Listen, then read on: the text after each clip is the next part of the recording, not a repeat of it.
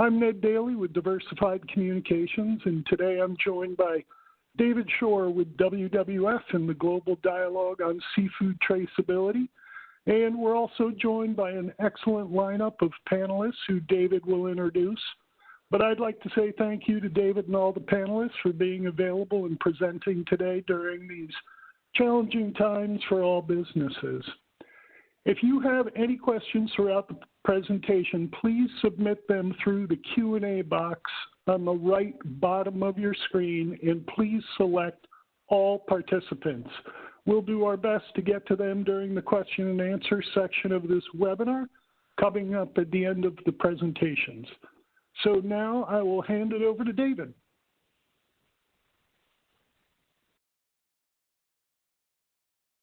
Thanks, Ned, and good day, everyone. My name is David Shore. I'm the Senior Manager for Transparent Seas at WWF based in Washington, D.C. We are very excited to be the first of the open webinars Seafood Source is hosting to give public access to sessions that were scheduled as part of the Seafood Expo North America before the COVID-19 crisis hit. Thank you very much to both Seafood Source and Diversified Communications for this opportunity. This webinar is not just a teaching session. We are using this platform for the formal launch of the first ever global industry standards for seafood traceability. We had planned to launch the GDS T standards at the Expo in Boston, but fortunately we have all of our original Boston panelists participating in this webinar today, although one will be participating by pre-recorded audio. You can see that we have a lot of speakers ready to make brief presentations. The reason we have so many is to deliver a clear and important message. The global dialogue on seafood traceability has had strong participation from around the world and across the entire seafood supply chain. Our speakers today represent that geographic and supply chain diversity. I want to thank all of them, not only for being here today, but for the enormous work and many, many hours that each has put into making the GDST a success. Each speaker will introduce her or himself as we go along. So let's get going. Let me start by answering a first basic question. Why are the GDST standards so urgently needed in the first place? Well, we know that traceability has emerged over the past decade as a core business concern for seafood. Whether it is consumers demanding information about the products they buy, or regulators imposing a variety of new laws that require traceability, or even fishers and farmers at the production level who see traceability as a key to market access. Seafood supply chain companies all know the importance of traceability, not only for their social responsibility policies, but for their core business interests. But everyone trying to achieve full chain traceability has been facing two main problems: how to get good data and how to share it efficiently. When it comes to getting good data, today we see a multiple and inconsistent set of information demands being put on companies across the seafood supply chain, whether by regulations or from diverse consumer and NGO demands. This makes it more expensive and inefficient for suppliers to meet data demands. Second, even when the data is available, we are facing a world of confusion over the technologies and systems needed to share it. Across the thousands of companies involved in seafood, we see dozens of traceability solutions and hundreds of solution vendors using systems that are not interoperable, meaning the systems cannot easily communicate with one another. This leads to rigidity and higher costs for interacting with multiple seafood supply chain partners. The fundamental purpose of the GDST has been to create the industry-wide standards that will take us from the confusion of today to a world of interoperability and higher data quality tomorrow. That is why the Global Dialogue on Seafood Traceability was launched in April of 2017 to draft the first ever industry standards for interoperable seafood traceability. Since its launch, the GDST has grown into one of the largest and probably the most globally diverse business-to-business platform in the seafood industry. Today, over 70 companies are enrolled as members or have actively endorsed the dialogue, including 7 of the 10 largest seafood companies in the world. GDST members are distributed across the globe, from Asia to Europe to the Americas and beyond, and across the entire seafood supply chain, from producers through processors, traders, distributors, brand owners, and retailers. Importantly, GDST members also include companies at every scale of business, from the smallest of individual operators up to the world's largest multinational seafood companies. With so many members and working on a global basis, the work of the GDST has been challenging. But by breaking down into working groups and using a combination of in-person meetings and modern communications tools, we were able to carry out a consensus-based process with strong GDST member involvement. This process also included 3 hackathons and a dozen pilot projects that helped us develop the standards in the context of real-world challenges. After nearly 3 years of technical work, the GDST 1.0 standards are ready to fly. Today, right here and right now, we are launching those standards into the world. As of this hour, you can go onto the GDST website and find the standards freely and openly available to all who want to see or use them. I will only give a very brief description of the standards themselves now, but there are numerous ways you can take a deep dive, including by an introductory webinar that you can find on our website. Brian Hitchcock, my colleague at the IFT, who will wrap up this presentation, will also mention another upcoming Seafood Source webinar focused on some of the technical details. And you can learn a great deal from the GDST 1.0 materials themselves. The materials consist of 3 main documents: the standards, a narrative explanation, and a detailed set of technical guidelines to support implementation. We also have an online resource posted to GitHub where additional technical information is available. So what do the standards say? As noted, the goal is to achieve interoperability and improve data quality and verifiability.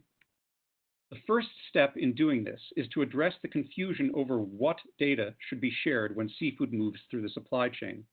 To do this, the GDST provides what we call a basic universal list of key data elements. It took a lot of discussion among GDST members to decide on this list. The criteria for choosing the KDEs was to have the KDEs needed to prove that seafood products originate with legal production practices. In focusing on KDEs to demonstrate legality, the GDST list also includes data types that significantly support company policies on sustainability and on human welfare. But it is not intended that this KDE list include every kind of information a scientist might want to demonstrate sustainability. So this is definitely not a replacement for environmental or human welfare certification regimes. Please also note that the GDST standards allow users to include additional KDEs in their system. Calling this a basic universal list means it is a floor, not a ceiling. But the KDE list is actually much more than just a list. It is a set of precise definitions and data format options. It also identifies what are known as authoritative data sources, which is a way to substantially increase the verifiability of the data. So that is the first part of the standards, the part that says what is the data to be exchanged. The other major component are the IT standards that describe how seafood traceability data can be shared. Here, the standards may look very complex to a non-technician.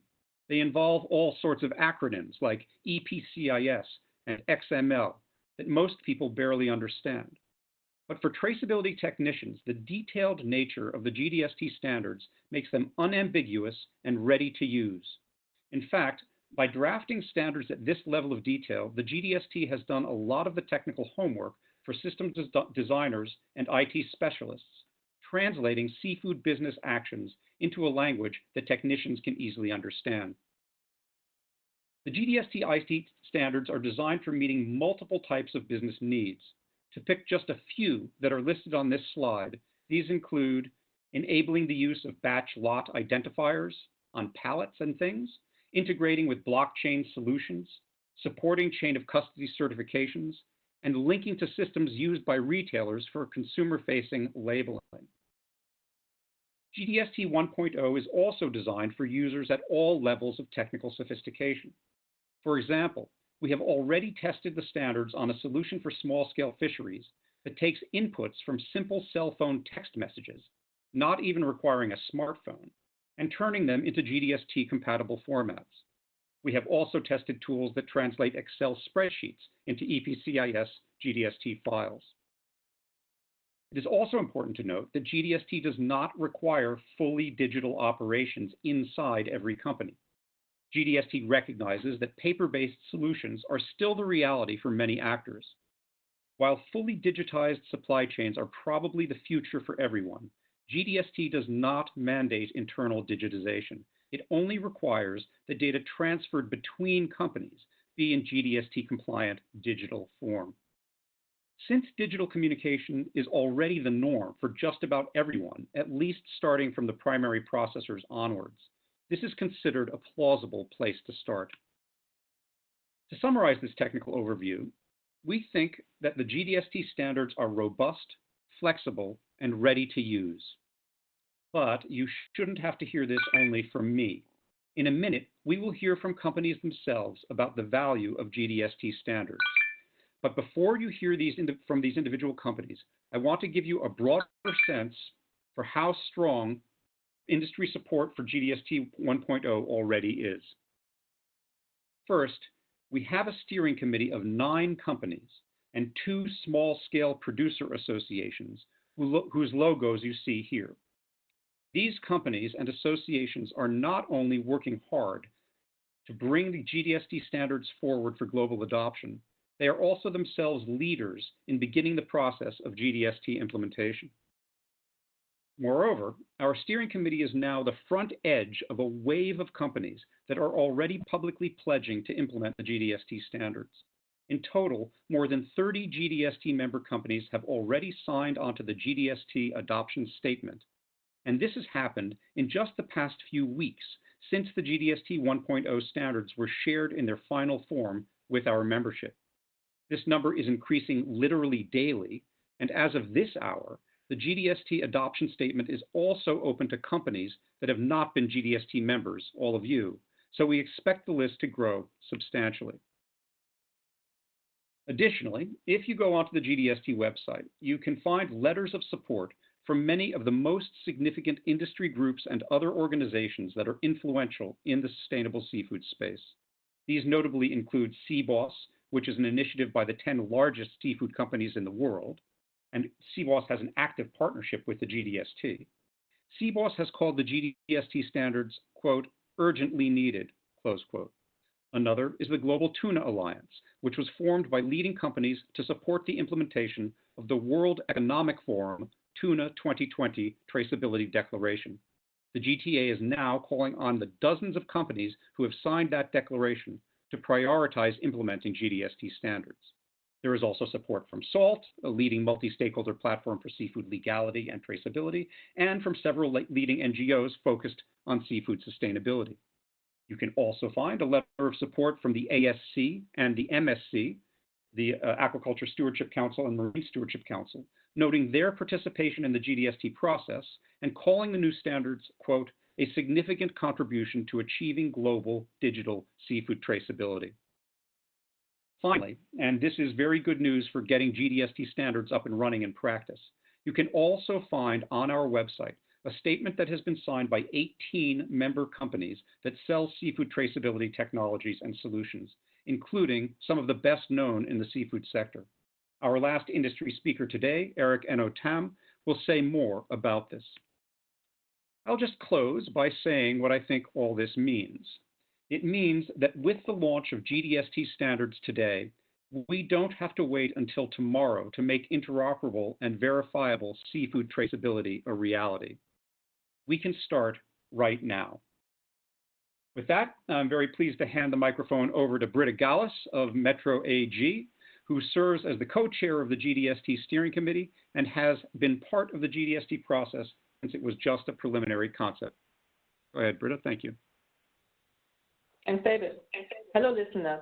I'm Britta Gallus, and I work as Metro as a head of corporate responsibility with a focus on traceability and transparency topics. My personal vision is to make supply chains more transparent, leading to more sustainable products around the world. I'm very excited and proud to speak today at the launch event of the GDS T standard 1.0, also in my function as co-chair of the GDS T steering committee. In the GDS T community, we all together have been working towards this international and cross-industry-wide standard for years. Metro has been one of the initiators and a close supporter from the beginning on. Some words about Metro. Metro is a leading international specialist in food wholesale. In its core wholesale business, Metro is globally represented in 24 countries with 678 stores and is active with the delivery business in another 10 countries. Our sister companies work on digitalization of our small and medium-sized customers and innovation in food technology. Seafood is the core offer of our business and is one of our unique selling points. We sell 200,000 tons of fish per year with a global turnover of 1.3 billion euro per year, and we are one of the leading fish wholesalers in Europe. Sourcing is done locally by our countries and via our trading offices, which are located in Hong Kong and France. With 24 countries and sometimes a few hundred suppliers per country, our supplier structure is quite complex. Implementing seafood traceability, therefore, is not an easy task. However, we are doing it. Why? Firstly, as a wholesaler, we are facing specific legal requirements to provide our business customers with lot-based information. Full traceability in the supply chain should prevent any illegal fishing. Secondly, Metro has policies and commitments in place which require granular traceability. For example, Metro signed the 2020 Tuna Traceability Declaration, which we are now about to implement. Thirdly, we observe increasing customer expectations. They simply expect that we know where our products come from. And finally, lot-based traceability enables us to improve our own processes. With these four drivers in mind, Metro started in 2014 with the implementation of ProTrace, a lot-based traceability solution for fish and meat. The articles are labeled with a product identifier and can be scanned. This lets us attach traceability information to each lot, which lets us provide full traceability information when we sell to our downstream customers. Upstream, the traceability information we need is uploaded in the cloud by our suppliers, which our customers can easily retrieve by scanning our products. The backbone of the system is a combination of the provider-driven solution S-Trace with Metro's in-house solution Peer. This hybrid solution is only possible because we aligned on data, content, and structure. And this is exactly why I strongly believe in the success of the GDS T 1.0. It will help strengthen our system and help taking the ProTrace approach to much bigger scale. The standard lists the key data elements and defines their meaning in order to guarantee a common understanding of the attributes. The content has been agreed by the membership following the principle of consensus. This assures a wide range of agreement across supply chains and on a global scale. The chosen technical architecture is based on GS1 standards, the GS1 EPCRS standard for event-based traceability. It's a good choice. Why? Because GS1 is an international body working with many industry partners and providing international standards. On top, EPCRS is not only the de facto standard for event-based traceability, but real-time monitoring of any business object in general. This allows for a seamless integration of traceability with many more different business areas and processes. GDS T 1.0 integrates full GS1 while allowing companies freedom about how they implement. The standard contains recommendations for product identification, a necessary precondition when it comes to lot-based or even item-based traceability. I believe that GDST 1.0 sets a great milestone for achieving full seafood traceability. Everybody who is striving for traceability in complex supply chains knows that it can be only achieved if the following criteria are fulfilled: alignment and commitment in the supply chain. The GDST 1.0 is a missing link to meet exactly these two criteria. Let's have a look into the future. It is quite clear that regulatory requirements for seafood traceability will increase. Electronic data exchange in the supply chain and digitalized traceability are already in the legislative pipeline in the EU. Therefore, it is important to understand that there is also a relevance of the GDST standards for future regulatory developments. We see strong potential for GDST standards to help shape government policies. At the same time, we expect that the number of solutions will grow.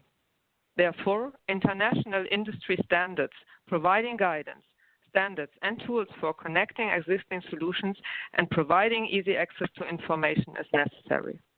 For the seafood industry today, interoperability is no longer optional. GDST standard 1.0 gives us what we all need to move forward in the data-driven 21st century. Since broad acceptance of digital and interoperable standards is essential to all industry partners, including the seafood industry as a whole, we expect a significant increase of electronic data exchange. This allows gaining more insight into the entire value chain and thus helping to optimize processes and raising transparency for the sakes of all involved parties. The GDST has been a truly global process that has delivered a globally useful result that serves the needs of businesses while helping us to improve the ocean's environment and ensure human welfare. For Metro, it's the guidance and standards which will be used to enhance the already existing approach. We are adjusting our policies to include the GDST standards, and we intend to use it for the implementation of the 2020 Tuna Traceability Declaration. Of course, we know it will take time to reach full implementation as we work with our suppliers. In my role as co-chair of the GDST Steering Committee, I expect a huge momentum towards the implementation of the GDST standard. Let's work together to make lot-based traceability routine and for interoperability to become reality. The launch event today is just a starting point towards a big community approach for seafood traceability. I'm very happy and excited to be part of it. Thanks for listening, and now I will hand over to Carrie Brownstein from Whole Foods Market. Thank you, Britta. I'm the Principal Quality Standards Advisor at Whole Foods Market for seafood. And at Whole Foods Market, I'm fortunate to be part of a 17-person, all-female quality standards team who is dedicated to researching, developing, and maintaining our standards for ingredients and sourcing. Since Whole Foods Market first opened its doors in Austin, Texas in 1980, high standards have been our backbone.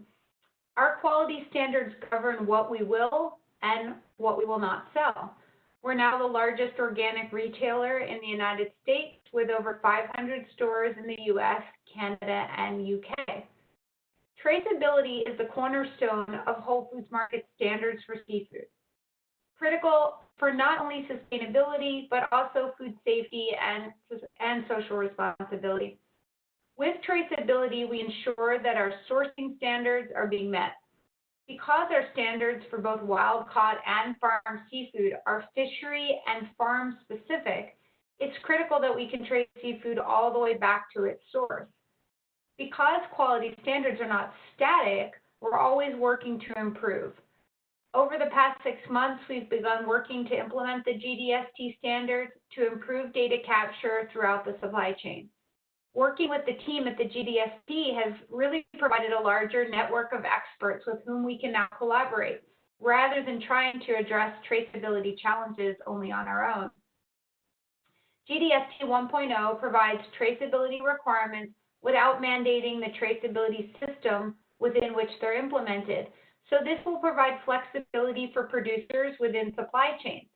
In other words, the GDST standards are not a one-size-fits-all solution. They're design standards for companies and vendors to use to build independent systems that can talk to each other and use the same data requirements. At the same time, the GDST process is now focused on data quality, which will enable us to get reliable and verifiable information that we need to meet our sustainable and ethical sourcing commitments. Whole Foods Market has a strong reputation for pushing the industry forward. We're market leaders, and we see our role as helping to create a model for a sustainable seafood industry. In the past, traceability has really been something that has differentiated Whole Foods Market. It's something that makes us special. However, in a world where overfishing, illegal fishing, labor abuses, and product mislabeling are still problematic, it's time that the playing field is leveled. The entire seafood industry needs to prioritize traceability in order to ensure a sustainable seafood supply chain for the future. Having a unified framework for seafood traceability will help companies, including those with limited resources, understand what data they need to collect and how. The GDST standards and guidelines for interoperability meet this exact need. So these new standards and guidelines lay the foundation to achieve the traceability necessary for responsible seafood supply chains. And now I'll hand it over to Michael McNicholas from Culinary Collaborations. Hello, everybody. Welcome from around the world. I see that we have people on from all of the continents and probably more than 20 countries here. Thank you all for joining. Culinary Collaborations is a boutique product development company, importer and distributor of sushi ingredients based in upstate New York. We specialize in clean, all-natural, sustainable, and ethically produced and fully traceable ingredients. Our position in the supply chain is that of the link between the primary producer and the end user. That means we work directly with fishing companies or fish farmers or with the immediate primary processor to create the products that our customers request of us.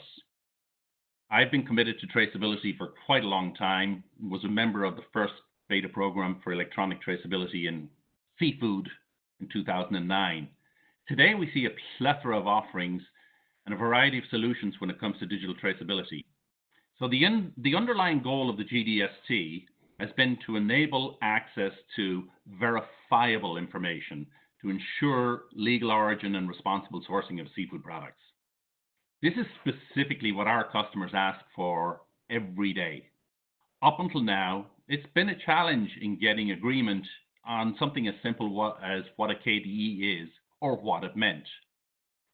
GDST 1.0 sets the right goals for our industry. It's critically important that we all start marching in the same clear direction. This will make our industry not only more sustainable and ethical, but also more profitable. The dialogue took a heck of a lot of work, both by member companies and by the two NGOs who facilitated the process. And the result is a set of standards that are really ready to use and well supported. Another key thing to recognize is that the GDST standards don't put anybody's data at risk. They're designed to allow companies to maintain control of their proprietary information. Enactment of the standards is not difficult. For example, here at CCL, we now have G10s on all of our products as a first step, and we expect to be fully compliant in quick order. We've also asked our various software partners to embrace the GDST, and they willingly have already. I'm thrilled that the culmination of 3 years of work has resulted in a standard created globally for global use. We had participants from every continent and every region, from growers to processors to retailers, from small companies to the very largest players in global seafood. We now need to communicate the standard out to the market at large and begin adopting and implementing the standard for more transparent and ultimately more profitable business through the use of digital traceability. Thank you, everybody, and I'll pass you now to Justin Baugh of the Fishing Company. Thanks, Michael. Hi, everybody. My name is Justin Baugh. I'm the Director of Sustainability and Traceability for the Fishing Company. Fishing Co. is one of the largest importers of frozen fish and seafood into North America. We have offices and processing sites located around the world. Today, we supply many of the largest retailers and food service companies in North America, offering both private label and nationally branded items in farm-raised and wild-caught species, totaling over 30 different seafood varieties. And we also have a partnership with Young Seafood of the UK to bring a broad range of breaded and value-added seafood products to the market.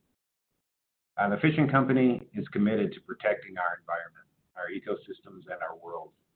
We devote our financial resources and personnel to drive positive improvements in food safety, social standards, sustainable fishing practices, and responsible aquaculture. We believe it is our duty to do all that we can to continually improve the world and the industry around us. The key to this commitment, the linchpin of it all really, is investing in building a robust traceability system. And to that end, we've been working for several years now to do just that. We have a great partnership with Trace Register, who, by the way, is already deep into implementing the GDS T standards in their system. With them, we are able to monitor and collect data and drive improvements throughout our entire supply chain. We are excited to support the GDS T standards as they will bring efficiency and predictability.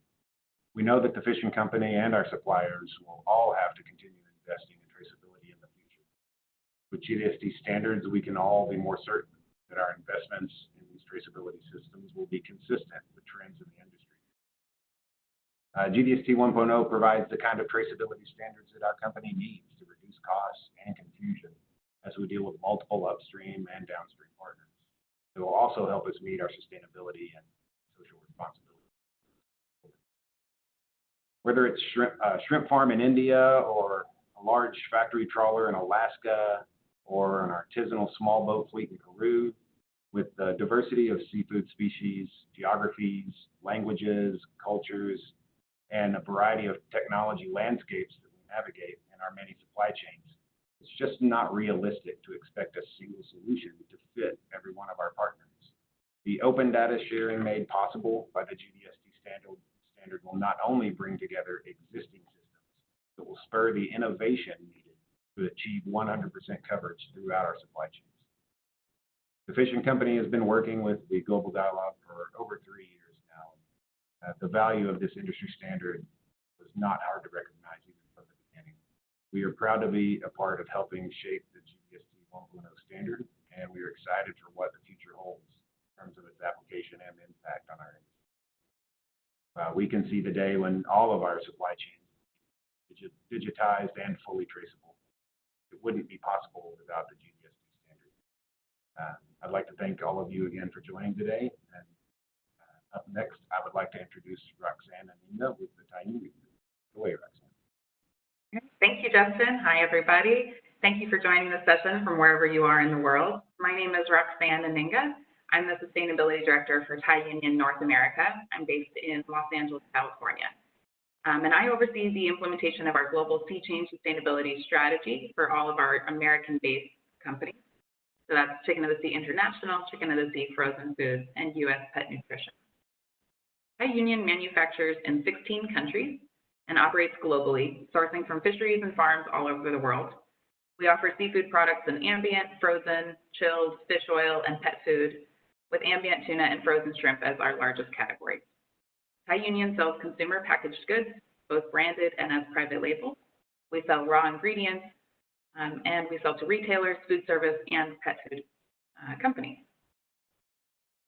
At Thai Union, we manage a very high degree of complexity in our supply chain. We source from some of the world's largest international fisheries, like tuna, and widely dispersed aquaculture operations like shrimp and shellfish. Thai Union is the world's largest tuna processor, and Chicken of the Sea Frozen Foods is the largest shrimp importer in the U.S.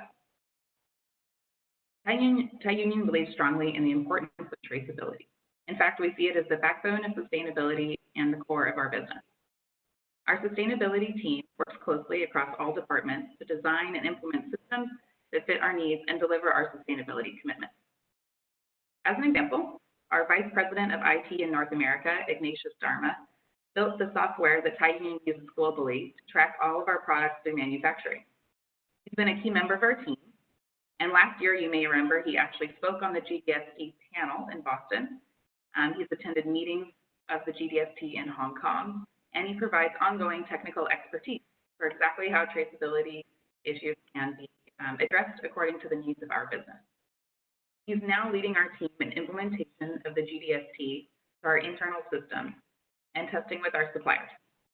In fact, in addition to IT, we regularly work with our procurement teams, our quality assurance teams, and supply chain in order to support the ongoing work around product traceability.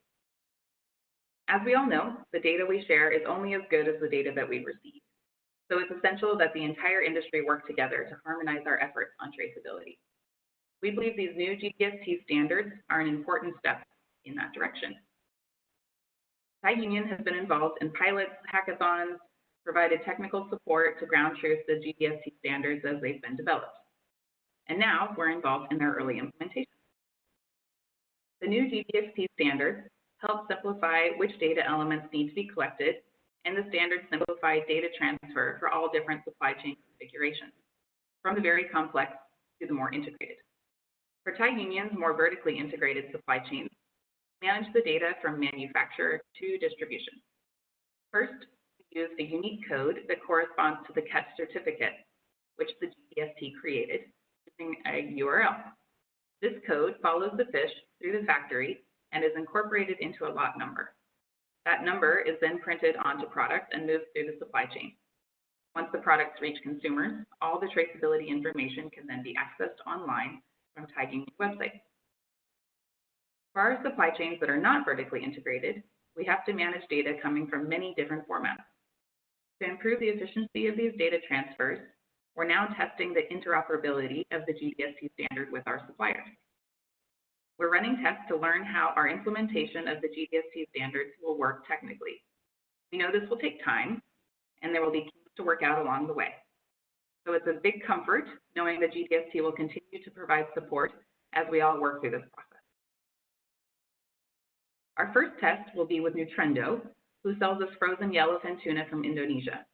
These tuna are caught in small-scale pullen line fisheries and processed locally at Nutrendo in Indonesia, who's been working with a major USAID-funded project to support digitizing catch documentation in the Pacific region, USAID Ocean. They've been building out their traceability system, and together we'll be able to test a data exchange using the GDST standards in what is technically called the XML format. This will transmit the data needed for our U.S. import regulation of the Seafood Import Monitoring Program, or SIM.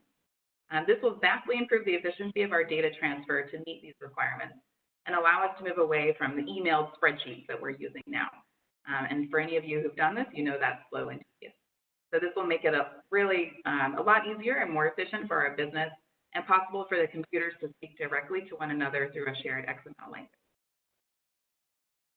We will also be working on a test with our shrimp supplier Avanti in India, alongside of tech companies Invisible and Whole Chain selling to Topco. For this, we will use the key data elements from GDST to track events in this much longer supply chain, from feed production, hatchery, shrimp farm, and processing plant, to export in the U.S. where the data will enter our system. So in conclusion, we are very happy to announce the GDS T 1.0 standards so they're ready to use in the real world in our business environment and with our suppliers. It works for all these different kinds of supply chains, the complex, the more vertically integrated, including small-scale fisheries and the more industrial fisheries. This is going to make our business more efficient and help Thai Union meet our commitments to sustainability and human welfare. Okay, now we're going to hear from Steve Fisher from Sea Delight, who's participating by. Hello, everyone. My name is Stephen Fisher. I'm the Sustainability Director for the Sea Delight Group of Companies. I'm speaking to you by audio recording from my home base in Nha Trang, Vietnam. So please bear with me if you hear some interesting background noise. I'm sorry I can't be online with you live today, but with the combination of time zones and internet connectivity challenge, we thought it would be better for me just to record my remarks for you. If anyone has any questions for me after this presentation, please contact the GDST organizers and they'll make sure I get your inquiries. Sea Delight is an importer and distributor of seafood from all over the world into the North American and European markets. We deal with a lot of products, including tuna, mahi-mahi, swordfish, salmon, trout, shrimp, snapper, grouper, crab meat, and more. Our headquarters are in Coral Springs, Florida, with companies in Canada and Europe as well. Sea Delight has a long history as a leader in the industry for food safety and quality, as well as responsibly sourcing our products. And traceability is at the heart of what we do. Robust traceability standards like NOAA SIMP for the US market or the EU catch certificate requirement form the core of our traceability systems. Our customers also require all of our products to be fully traceable. This is why we've been a proud member of the GDS T since its formation, and we have worked closely with the GDS T team and other members on this project. We're very happy that after years of work, GDS T 1.0 is complete and ready for adoption. So, why is Sea Delight joining other industry leaders in adopting the GDS T 1.0 standard? Well, pretty much the same reasons as you've heard from the other speakers. First, the new standard clearly establishes a list of key data elements, KDEs, for traceability with standardized notation and clear definitions. This is a big, important step in setting some common expectations across our supply chains and our customers. Second, GDST IT standards are going to work well for us and our partners. A very important detail of the GDST 1.0 standard is that it is designed to link directly to the GS1 global system of standards. This will give us good connectivity to many of our customers. But we also like that the GDST's innovative approach is also flexible about how we and our suppliers implement it. We get the benefits of integrating with pre-existing global background, but our hands aren't tied, and no one is trapped in anyone's proprietary system. So, GDST looks good to us. In fact, Sea Delight is planning the announcement of a coordinated project with a major international traceability technology vendor in 3 of our fisheries. This traceability system plans to be 100% GDST 1.0 compliant. We hope this project will be made public on our website soon. I'd also like to give you some more specific examples of how we work in the more challenging context of small-scale fisheries, and tell you how the GDST standards are going to help there too. Sea Delight has been working with traceability in small and medium-scale fisheries since the company was founded in 2006. In much of the industry, most of the traceability collected from small farms and fisheries is still paper-based, from the point of harvest up to the processing facility. Sea Delight, as part of our work in fishery improvement projects, what we call FIPS, and improving aquaculture management, have been working on electronic solutions to collecting upstream traceability since 2012. The GDST standards are going to help us in this work. As early as 2012, we were testing electronic data collection in very small-scale demersal fishery in central Sulawesi, Indonesia.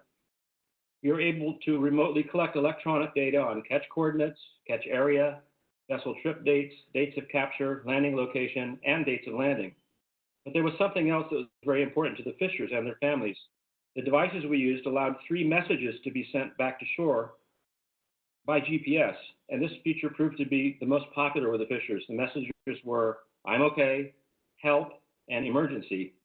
The "I'm okay" message was often used, and the fishers said they liked the idea of some kind of communication far from any cell phone coverage.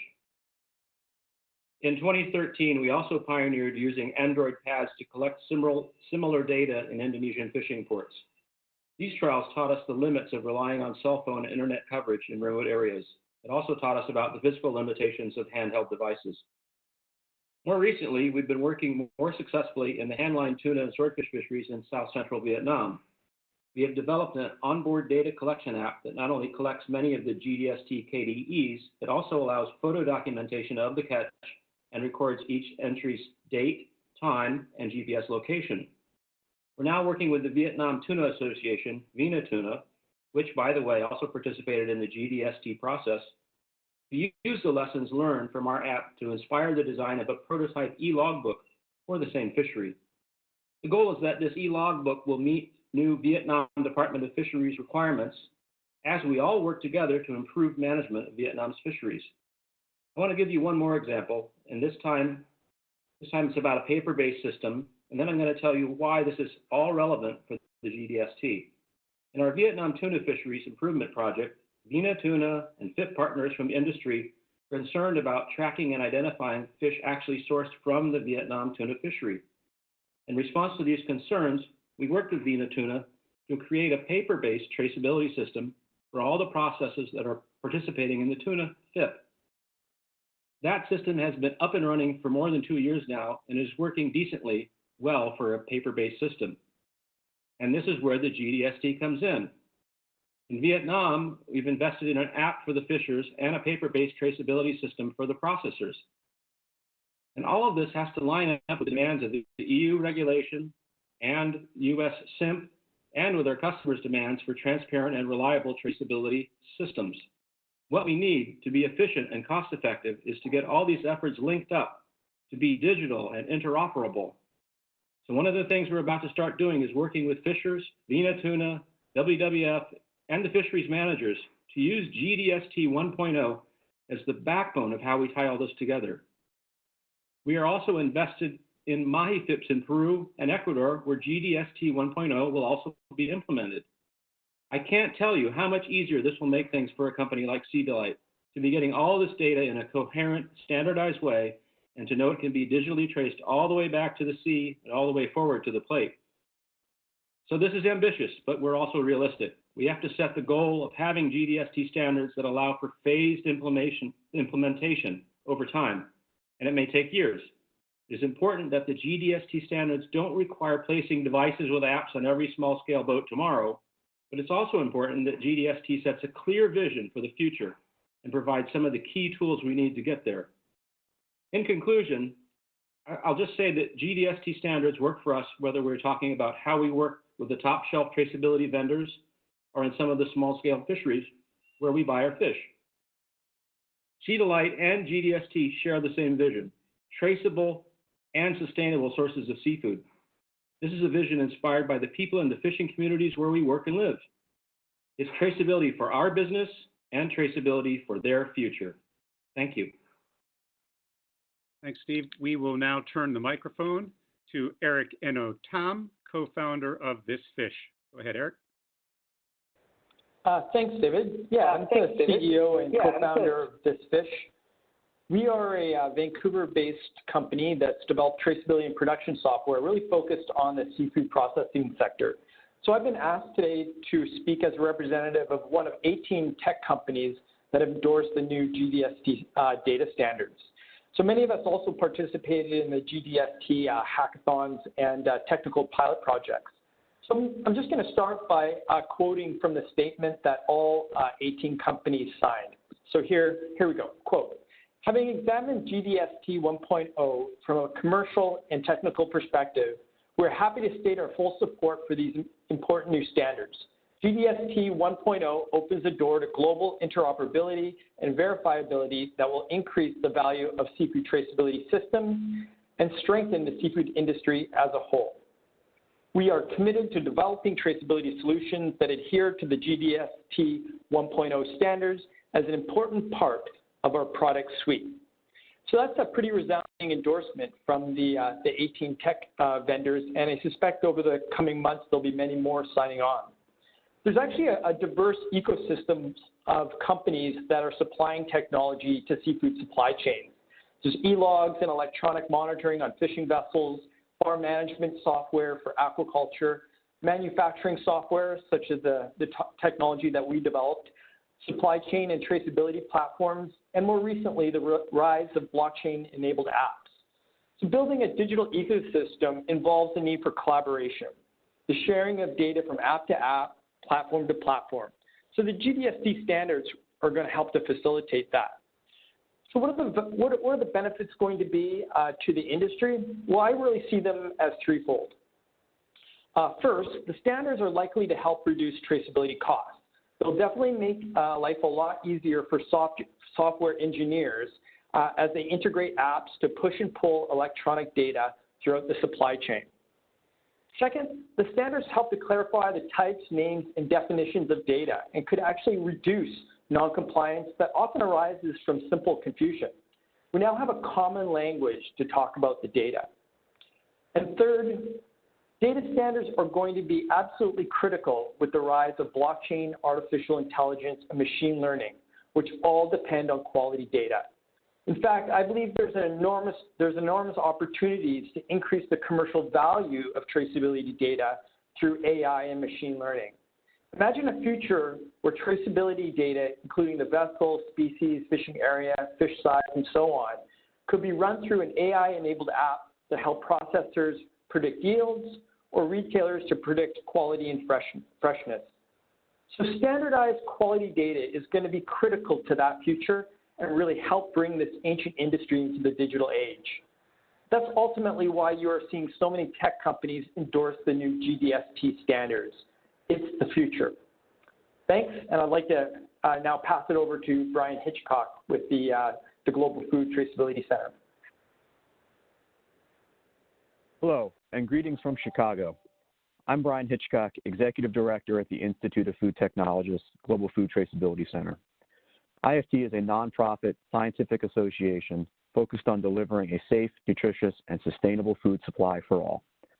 IFT has more than 15,000 individual members worldwide from industry, academia, non-government organizations, and governments themselves. I'm honored to be here today to provide some closing thoughts for this webinar. I'll keep my comments brief so we can leave plenty of time for your questions. First, I'd like to thank all of my fellow panelists for their amazing case studies and testimonials. That was an amazing array of support for the GDS T 1.0 standards from across the globe and across the entire seafood supply chain. On behalf of the entire IFT, GFTC, and WWF teams that have worked tirelessly over the last 3 years, I'm excited to participate in today's public rollout of the groundbreaking guidelines and standards. This is a milestone moment for the seafood industry and represents a major accomplishment for all the individual experts and organizations that have contributed pre-competitively to bringing a digital, interoperable, end-to-end traceability system to the market. We would not be here today without everyone who has participated in ideation sessions, planning meetings, reviews, and pilots. Thank you all. IFT is a founding global dialogue organization and has served as co-secretariat and driver of key technical content. We see seafood as a leading industry in the traceability space with the foresight to see how digital traceability can contribute to meeting rising consumer demands and regulatory requirements while addressing environmental and social challenges. Traceability is not just a good idea for the industry, but for each individual company. We believe the business case for traceability is well established. A strong business case was a core consideration in our work. Key considerations included creating a stable standards environment, delivering predictability to guide your investments, increasing commercial freedom to choose among solutions driven by interoperability tools and standards, and lastly, bringing supply chains together regardless of their current level of digital traceability, including businesses of all size and supply chain roles. The standards we are announcing today are technically deep, well supported, linked to global supply chain standards, and connected to existing regulations. Although these standards are seafood industry focused, they do represent groundbreaking thinking that we believe has powerful translation to other industries and global challenges. Today is a major milestone, but our work is not complete. We've created powerful standards and tools. While we have created powerful standards and tools, they won't really deliver results for the industry until they are broadly adopted and implemented. The IFT and WWF teams, along with the Global Dialogue Steering Team, are excited to continue this journey. We are committed to working with the entire seafood industry, the solution provider community, NGOs, and governmental bodies to drive broad global adoption and implementation with the goal of making end-to-end digital interoperable seafood traceability systems a true reality in the not-too-distant future. To that end, please consider adopting the Global Dialogue 1.0 standards and taking initial steps towards their full implementation. We are here to answer your questions. Feel free to contact us via the Global Dialogue website or any of the panelists that you heard from today. In addition, please consider joining a panel next Tuesday, March 24th, that IFT and GS1 will moderate with representatives from This Fish, Bearcatch, and Trace Registered, entitled Leading Seafood Traceability Platforms Just Got Interoperable, find out how and why. This panel was also rescheduled from the Seafood North America Expo and will be hosted on the CINA and Seafood Source webinar platform. This panel highlights a successful solution provider interoperability pilot, and we look forward to sharing more details about that in the not too distant future. Thank you for your time today. I'll turn it back over to Ned to moderate our Q&A session.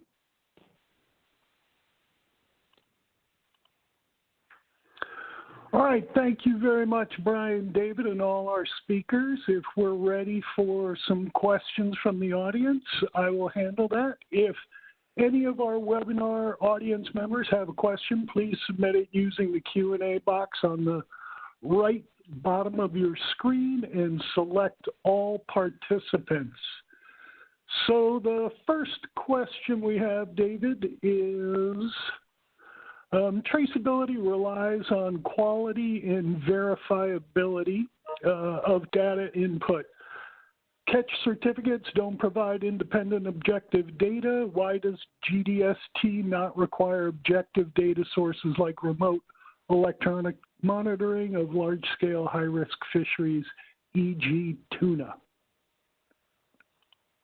Great. Thank you very much for that question, Ned. So maybe I'll take that question directly myself and then maybe ask Brian to jump in if he wants to, or any other panelist. But so fundamentally, the GDST KDEs do describe the type of data that is necessary and then describe authoritative data sources for them. So for example, on the KDE list are things like catch location, and one source of catch location that you can give is electronic monitoring locations, and the KDEs actually do foresee the opportunity to put into the supply chain information the nature of that electronic sourcing. But because we know that not all fisheries today have that information available, the KDEs have to have a range of options for how you do that. Not every single piece of data that is categorized at sea, collected at sea, can make it into a traceability system. And it's important to distinguish between data sets that are collected just for fisheries monitoring, and there are a lot of data sets that go in that, versus data sets that go into supply chains. The purpose of the KDE list was to come up with those minimum data sets that would allow you to demonstrate legality and to advance the opportunity to verify that. That doesn't mean that every single type of monitoring data goes into the chain, but the most basic does, including the possibility for putting in electronic monitoring of catch position. Brian, I don't know if you want to add to that in any way. Sure, I can build on that somewhat. You know, as we were constructing the KDE list and then the guidance documents, we wanted to make sure we built in some future flexibility. You know, as technologies evolve and the ability for people to collect data, we did not want to predispose or prioritize certain data over others. And so the framework that we've built today allows for that future proofing as needs and options present themselves in the future.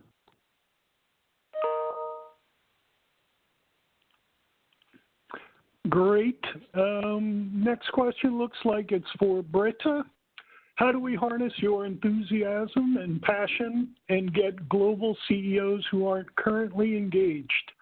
They seem not to be in the retail and food service tuna industry. Is this an issue? Yeah, I think what we have to do is we have to, let's say, create this enthusiasm.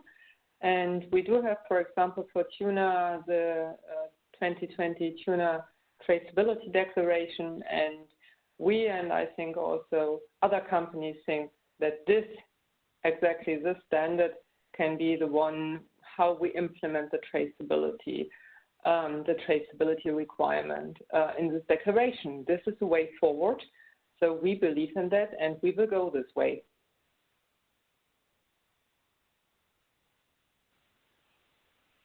Great.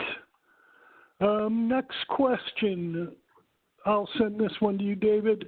Can you give me an example of how transparency traceability will be effective to the consumer, both on canned goods and at the counter? Sure, Ned, thank you. I'm going to ask both Carrie and Britta to comment on this, but before turning it over to Carrie, it's one of the use cases that we clearly used here was the ability to link traceability data directly into systems that companies do use for consumer-facing labeling.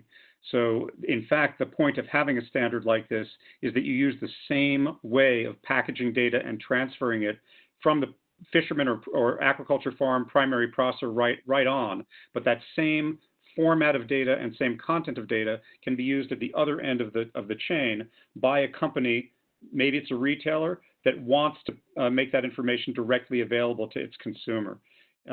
The GDST standards do not mandate that a company do that, so we are creating the backbone of transparency without actually trying to mandate it.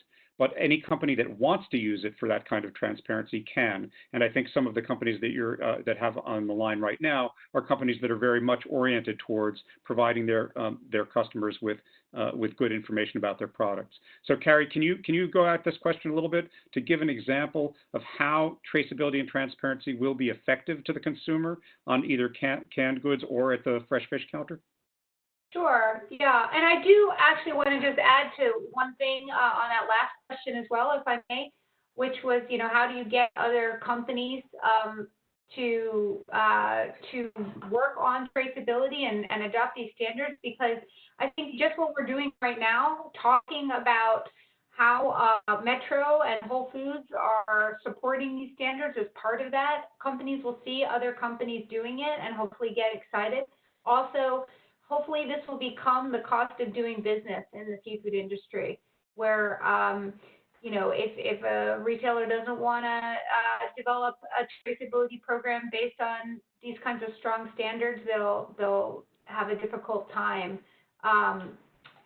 with their customers. But, regarding this particular question, how will it be effective? So for consumers, one thing we've done as an example is with our canned tuna standards. We developed a very strong sourcing policy for canned tuna, whereby all of the canned tuna has to be caught by fisheries using one-by-one gear, like pull and line, troll, or hand line. And we set up a very strict set of traceability requirements, which are just like what you're seeing with the GDST standards. And then with that, we're able to tell our customers, and that we have a traceability claim on the cans, but we're able to tell our customers that the tuna is traceable to the boats, and that we're meeting very strict traceability standards, which anyone can see right on our website. So I think that it becomes effective for the consumer when you're able to tell them what the sourcing is, so what fishery the products come from, and to help develop greater trust that you've got traceability in place to demonstrate that your sourcing standards are being met. Britta, you want to jump in from Metro's point of view? Right. I want to mention the example of our fresh fish counter, where we can have up to 130 different assortments. And there our products are labeled with a ProTrace logo, and there are around 90–95% of those products where we do have traceability information available. Clear, we are depending on the data we get from the suppliers, that's for sure. But this is how we do it, and then customers can scan the code which is coming from the scales and retrieve the information and also some other information about the product. So this is how we inform our customers. We don't have that yet in all countries. We have that in a couple of countries, and this is increasing. And exactly here, I do see the potential of the standard, right? So we are such a big community with this kind of common, let's say, vision we are sharing. So I absolutely believe this will be here a game changer and bring us forward to the traceability happening everywhere, and not only for specific, let's say, species, but really for seafood in general. Okay, great. So, David, I have three questions, kind of very similar. First, how have governments been engaged? The second question, what is the response from regulators? And a third question, is it a goal for GDST to provide certification to be accepted internationally as for SIMP with NOAA in the U.S.? Great, thanks, Ned. So just to give Michael a warning, I'm going to turn partly to him and also to Britta on the government engagement question, so you guys can think about your responses. But let me say generally, the global dialogue itself, internal to the dialogue, was a business-to-business platform. So the companies sitting at the actual table to form the dialogue standards were seafood supply chain companies. Beyond the direct members of the dialogue, we had something called the Dialogue Advisory Group. It still exists, and the dialogue continues to exist. The Dialogue Advisory Group had over 100 non-seafood supply chain company stakeholders in it, including a handful of government agencies from a number of governments. They were really more observers than anything. We did not have direct government input, but it was clearly on the minds of all of our members how would these standards interact with regulatory environment. So for example, in picking the KDE list and then in defining how the KDEs work, one of the very first questions was, how will these support and interact with the regulatory environments, particularly in market countries? That said, it is very clear that many GDST member companies see a desire for governments to take account of industry-driven standards and see that what we have done here with the GDST should be a service to governments that are trying to continue to modernize and harmonize between governments their practices. So there has been some preliminary interaction, and Britta can talk briefly about what's going on in the EU there. But Michael, can I turn to you? You've been sitting at the table for a while. What have you heard about the forward-looking interest of GDST member companies in interacting with governments? I think the first thing to remember is that a standard is a living document, and it continues to evolve over time. When we started with this, and I worked on the working group that created the KDEs, one of our first set of lists that we looked at were the NOAA lists, the import lists for the United States, for Europe, indeed for the entire world. You know, it's launched today.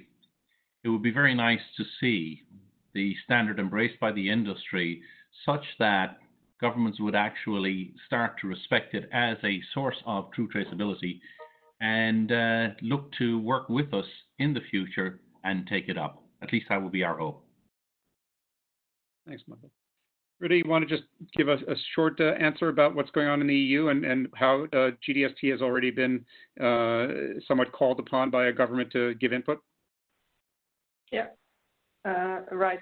So what is Brussels doing? They are currently reviewing a piece of regulation, which is the fisheries control regulation. And particularly, they are reviewing the part of the traceability. Why? Because in the past, it was only mentioned that traceability for seafood should be in place. But now they're talking, and now in the draft it is in, you need electronic data transfer and you need a digital traceability system in place. Why? Because the authorities in the member states, they want to have easy access to the data. And what they see is that solutions, solutions are growing. So that they see the, let's say, the developments on the market, and they say, we want to have in the future piece of legislation some digital traceability and electronic data capturing and exchange.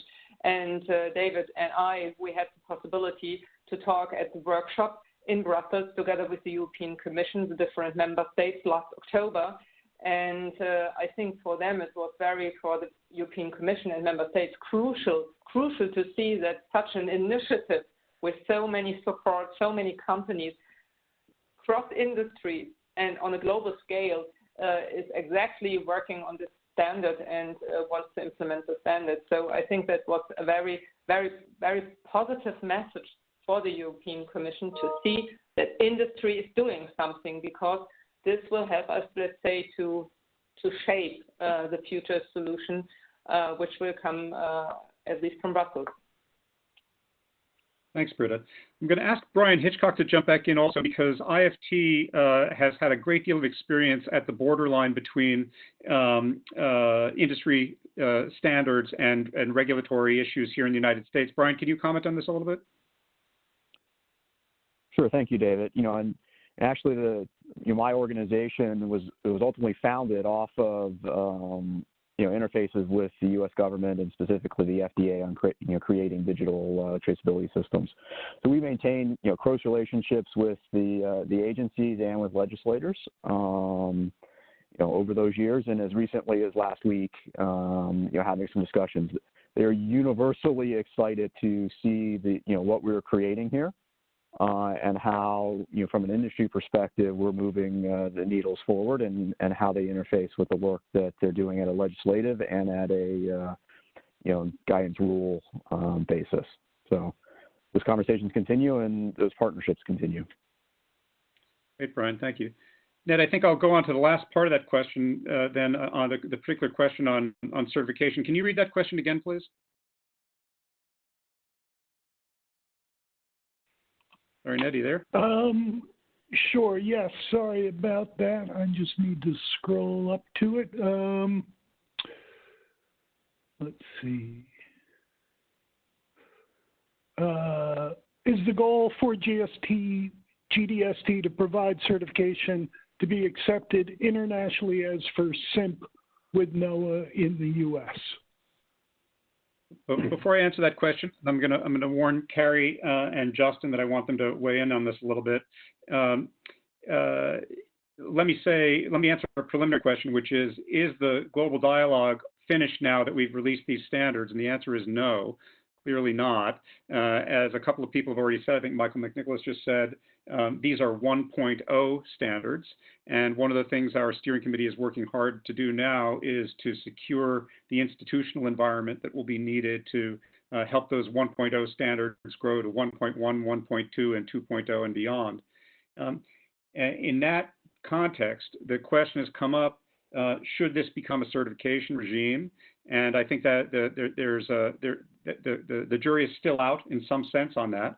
We've talked about a number of options, but very clearly, members are heavily focused on the verifiability of data, and also, especially now that we have so many vendors stepping forward, and Eric, maybe you'll want to step in on this as well, there will arise a question of how do you know that claims of compatibility with GDST standards are genuine claims. It's probably too early to answer that definitively because there's work yet to do, decisions yet to be taken by our steering committee, but the question is definitely in play. So Carrie, maybe I'll turn to you to make a comment about that, how you've been thinking about that, and then turn to Justin and maybe Eric if he wants to jump in.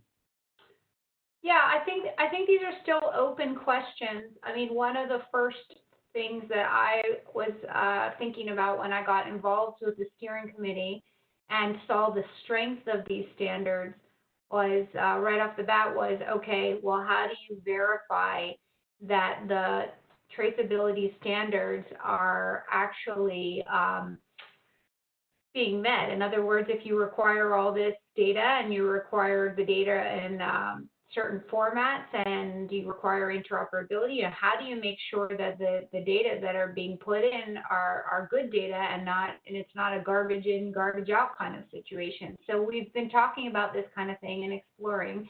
And so again, it's on the table. Initially I thought, well, maybe maybe everyone in the supply chain could get certified that they're providing this data. And I thought about it some more. I thought, well, actually, you could approach this like a certification program for traceability providers. In other words, the traceability providers could get certified to a future program that maintains a certification for companies that are utilizing the GDST standards and that the data are verified that they are meeting the requirements for what's acceptable and for what's not. And you could build a certification program around that traceability platforms would need to be certified in order to be acceptable in the industry. That is just an idea. It's there's lots of ways to think about this, but I think we do have to address it because you don't want to get into a situation of greenwashing like you had initially when as the seafood sustainability movement started growing. Then with that, the downside was that there were companies that were greenwashing and saying oh yes, our products are responsibly farmed or caught and we're sustainable. You have to have a way of verifying that in order to be making a claim and in order for your customers to trust that you actually have the certification that, or even the traceability that you're claiming to have. So I think this is a very critical topic that we'll need to explore further and need input from GDS team members in the industry. Thanks, Carrie. Ned, I'm noticing that we are right up against out of time, and there are still other questions. I'm going to go back to you and ask, are we done? Okay. Yes, unfortunately, we are done.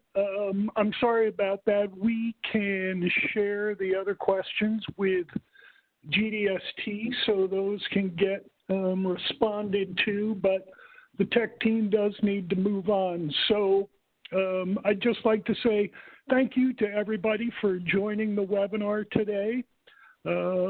I'd really like to thank Kelsey and Laura with Diversified Tech Team, who have been amazing helping us through this. And thank you to Seafood Source and Seafood Expo North America for presenting this webinar. For updates on Seafood Expo North America, when the postponed dates will be, you can visit seafoodexpo.com/North America. Thanks for joining us. Slides will be emailed to attendees of this webinar within 48 hours, and the webinar will be publicly available on the Seafood Source site. So thanks again, everybody. I appreciate you attending, and we'll talk to you soon.